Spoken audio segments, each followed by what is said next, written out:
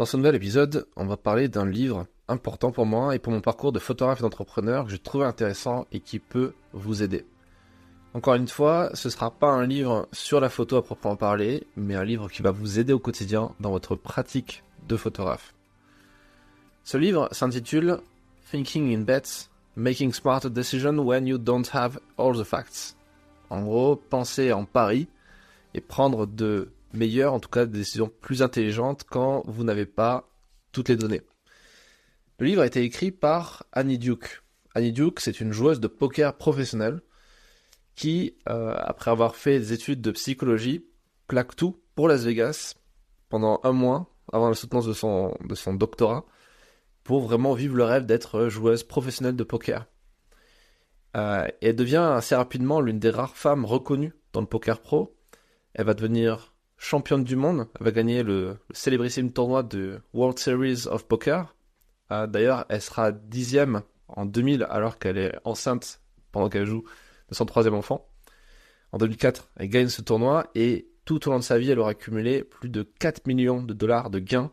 Donc, je pense qu'elle est assez légitime pour parler de probabilité et parler de techniques de psychologie humaine pour adapter au poker. Et c'est un petit peu le concept du bouquin. C'est-à-dire que ce livre nous apprend à prendre de meilleures décisions dans la vie en s'inspirant des probabilités et du jeu de poker.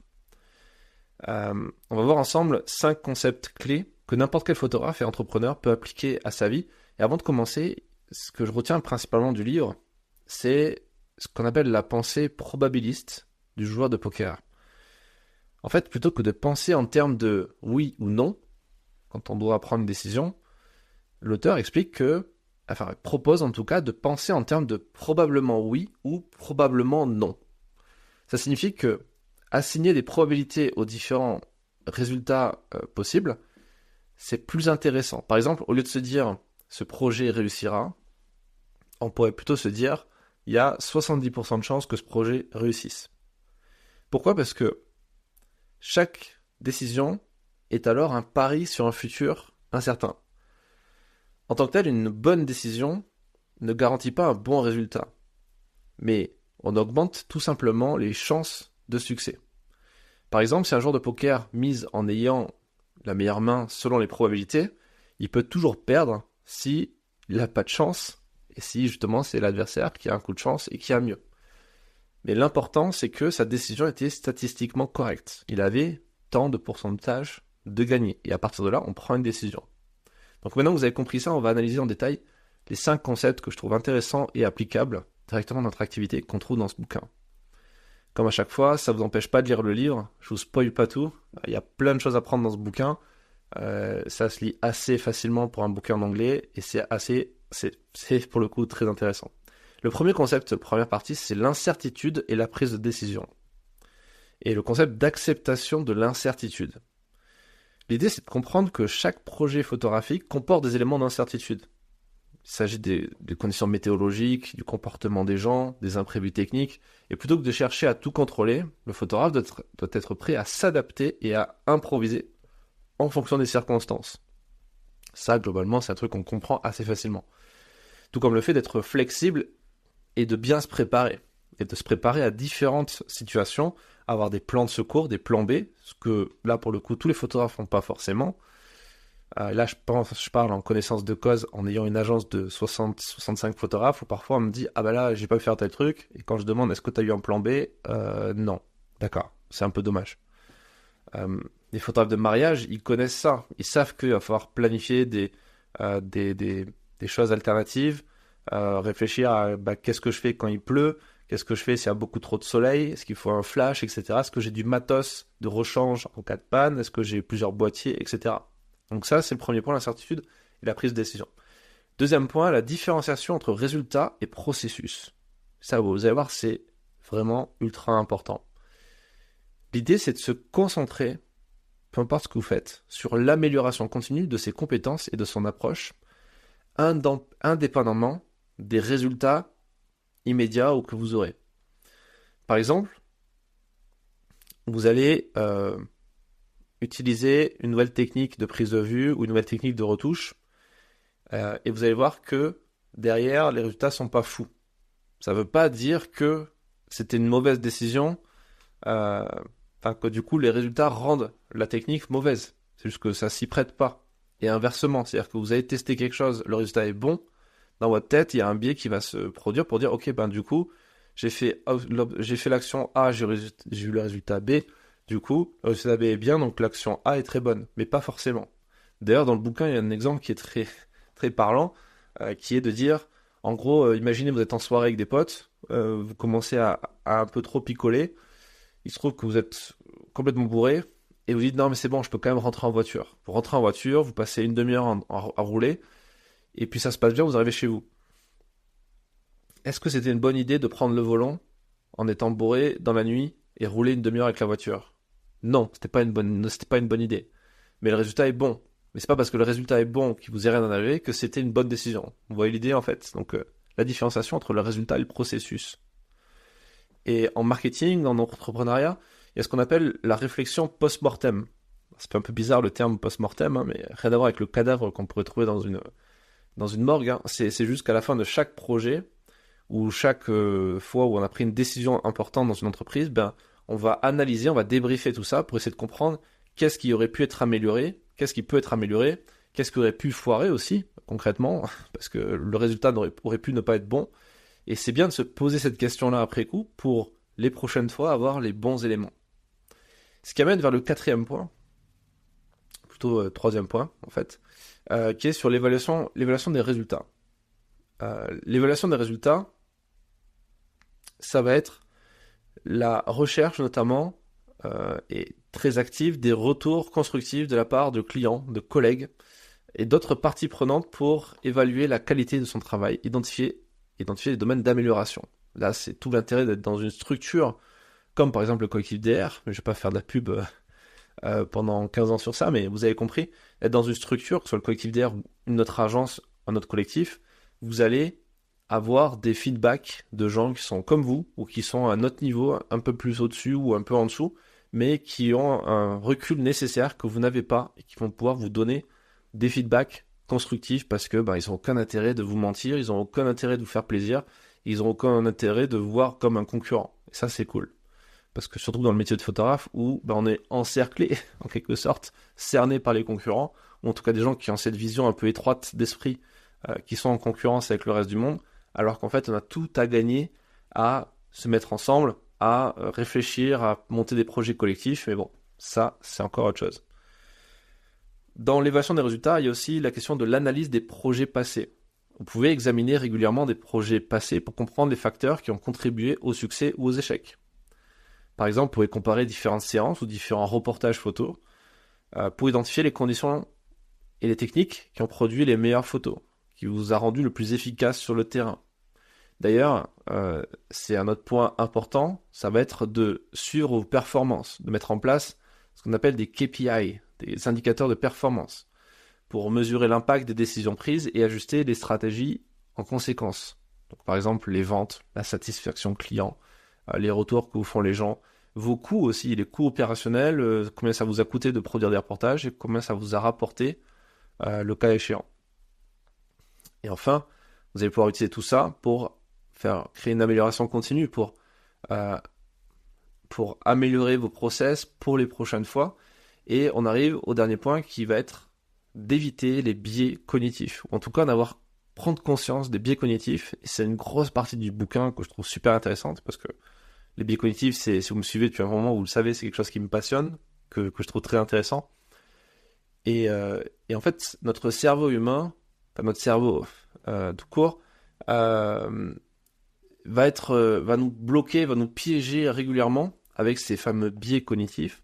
Donc, par exemple, vous avez le biais de confirmation qui va vous pousser à préférer des choses que vous pensez déjà savoir vraies, comme efficaces, parce que vous voulez confirmer, juste tout simplement. Vous n'avez pas envie de vous remettre en question tout le temps. Or, il faut toujours se remettre en question, il faut être capable de prendre du recul régulièrement pour évaluer son travail de façon objective, de ne pas se satisfaire déjà de ce qu'on fait et de vouloir faire mieux. Ça, c'est déjà un gros pas pour beaucoup de photographes. Et d'ailleurs, ça peut inclure des collaborations avec d'autres photographes, avec d'autres corps de métier aussi, pourquoi pas faire des projets vidéo, etc. Bref, ça permet d'ouvrir un petit peu les chakras Euh, donc c'est important de se former et d'être sensibilisé aux différents biais cognitifs qui peuvent affecter votre prise de décision. Par exemple, il y a un autre biais qui est assez terrible, qui est le biais de surconfiance, qui peut conduire à surestimer, à être trop optimiste, à surestimer les délais, surestimer les coûts, sous-estimer les coûts plutôt. Euh, et donc ça encore, c'est un manque de recul. Et enfin, dernier exemple dans ce bouquin et dernier point important, c'est d'être capable de se baser sur des données et des analyses le plus possible chiffrées pour prendre de meilleures décisions. Là, je vous prends un cas très pratique qui m'est arrivé il y a quelques jours lors de mon bilan comptable pour deux de mes sociétés.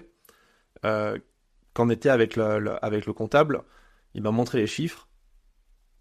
Et pour une boîte, justement, notamment, j'étais assez surpris de voir la différence entre les frais, enfin, pas les frais, mais les chiffres qui avaient été, que le comptable a bien compilé, a mis sur un joli PowerPoint, et ce que j'avais en tête. Et en fait, c'était complètement différent. Dans ma tête, je m'étais fait un film, je m'étais fait une idée fausse de l'état, en fait, de la compta de cette boîte-là. Et c'est pour ça que c'est important, c'est là que je prends vraiment conscience, en continu, hein, que c'est important de se baser sur des données les plus chiffrées possibles. D'où les fameux KPI, d'où cette capacité à avoir envie d'être productif, à noter ce que vous faites régulièrement, toutes les semaines, tous les mois, à faire des business plans, à faire des plans de 90 jours, à utiliser tout ce que je vous apprends à faire dans les masterclass, hein, globalement. Et ceux qui ont suivi ces cours-là le savent. C'est pour ça que j'ai mis en place des supports papier aussi, en plus des formations en ligne, pour vous aider à bien le faire correctement. Parce que c'est ça qui fait qu'on dure sur le long terme et surtout qu'on ne fait pas d'erreurs et qu'on prend donc de meilleures décisions. Donc, il faut faire attention à ces biais, il faut faire attention, n'oubliez pas que vous êtes le pire ennemi que vous pouvez avoir. C'est pas les autres, c'est toujours vous. C'est vous, votre confiance en vous qui peut être trop basse ou trop haute par moment, vos intuitions, votre interprétation des expériences passées. Et ça, c'est clé comme enseignement dans le bouquin. L'auteur raconte beaucoup d'anecdotes de personnages, parfois très connus, parfois un peu moins connus, connus surtout aux États-Unis, des entraîneurs de baseball par exemple, où elle analyse des matchs, etc. Et c'est super intéressant parce qu'elle explique, voilà, ces gens-là se sont fourvoyés, ils étaient très compétents, mais ils se sont fourvoyés parce qu'ils n'ont pas su prendre du recul par rapport à leur biais cognitif. Et du coup, ils se sont laissés prendre dans leur intuition et dans leur surconfiance en eux, et ils ont pris des mauvaises décisions. Alors que si on prend des décisions, si pour prendre des décisions rationnelles et informées, il faut vraiment se baser sur des données, sur sur une prise de recul nécessaire qui viendra pas forcément de vous, mais aussi des autres. Moi, je l'ai vu à titre personnel aussi dans ma façon de manager, dans ma façon d'organiser des projets, de gérer des gens sur des projets. C'est les retours des gens qui m'ont permis de devenir meilleur parce que si j'étais resté bloqué dans ma façon de penser, dans ma vision du monde, ça serait dramatique pour tout le monde, ça marcherait pas. Donc il faut être capable de lire les signaux, de se remettre en question, de faire preuve d'humilité, de se former pour prendre des meilleures décisions. Et c'est un des bouquins qui vous aidera le plus, je pense, pour prendre des meilleures décisions. Et je conclurai sur ça parce que quand on y réfléchit 20 secondes, on se rend compte que la clé du succès, c'est de prendre des meilleures décisions. Vous pouvez avoir de la chance, vous pouvez avoir plein d'argent. Si vous ne faites pas les bons choix, si vous ne prenez pas les bonnes décisions au bon moment, vous ne pourrez pas saisir les opportunités. Ça, je pense qu'on est tous d'accord. Donc, peu importe vos compétences, peu importe vos connaissances, peu importe toutes les arguments, les éléments que vous avez pour vous, en fait, avant de commencer la course, si vous êtes capable de prendre de bonnes décisions, vous irez beaucoup plus vite, beaucoup plus loin que les autres. Peu importe les ressources dont vous disposez aujourd'hui. Donc apprenez à prendre de meilleures décisions, inspirez-vous des joueurs de poker, parce que c'est un jeu incroyable. C'est le seul jeu dans un casino qui ne dépend pas que de la chance. Juste ça, c'est assez marrant quand on y réfléchit. Quand vous rentrez dans un casino, tous les jeux, la roulette, baccarat, etc., tout ça, c'est des jeux de hasard. Complètement de hasard. Vous avez aucune prise dessus. Sauf si vous trichez. Mais si vous trichez, en général, il y a des mecs qui le voient quand même. Mais il y a un jeu pour lequel on ne peut pas dépendre que de la chance. On dépend aussi de l'expérience, du talent, de la prise de décision, qui est le poker. Et malgré ça, il y a aussi énormément cette question de chance. Et l'entrepreneuriat, la vie en général, c'est un mix entre avoir de la chance et avoir du talent pour prendre les bonnes décisions au bon moment. Et ça, c'est pas inné. Il y a des gens qui partiront de plus proche, de plus loin, on va dire, de moins loin, on va dire, parce qu'ils ont une meilleure éducation, parce qu'ils ont lu plus de choses, parce qu'ils ils font peut-être preuve de meilleure intelligence émotionnelle ou de situation, parce que ça percute un peu plus vite, mais globalement, tout le monde peut mieux se former à ça. D'ailleurs, quand vous regardez un peu les profils des meilleurs joueurs de poker au monde, déjà, il n'y a aucun pattern, on va dire, qui ressort de tel ou tel âge, profession, sexe. Il y a des hommes comme des femmes, etc. C'est vraiment la méritocratie pure. N'importe qui peut y arriver avec la volonté d'y arriver, donc avec une passion. Et comme c'est un jeu, c'est relativement simple de s'investir dans un jeu parce qu'il y a ce côté gamification qui marche bien. Mais ça vient essentiellement de la passion. Donc vous êtes passionné par la photographie, vous êtes passionné par l'entrepreneuriat. Continuez dans cette passion, alimentez cette passion avec des bouquins de ce genre-là qui vont vous apprendre à prendre de meilleures décisions pour saisir les opportunités. Donc voilà, je vous invite à lire ce livre. Et pour aller plus loin, je vous donne rendez-vous jeudi prochain pour un nouvel épisode du podcast. Merci pour votre écoute.